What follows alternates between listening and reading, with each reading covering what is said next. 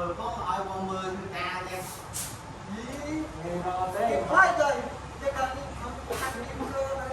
rồi được chưa như vậy đâu mà không tại luôn còn ta ban thêm cái chung tôi đi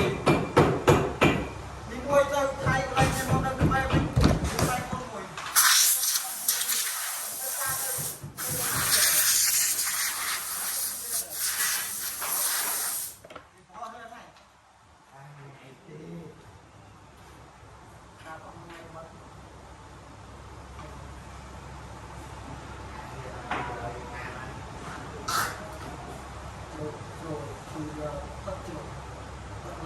con sợi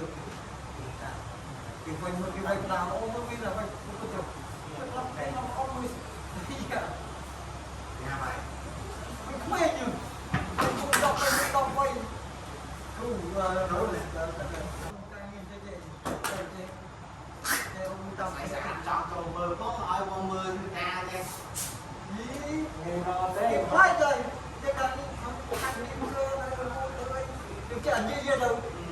mà không tại luôn còn ta ban thêm cái chung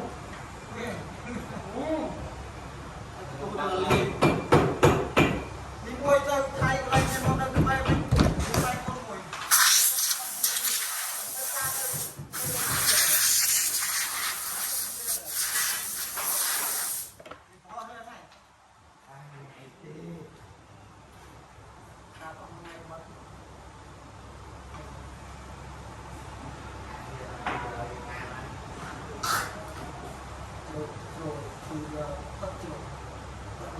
con sợi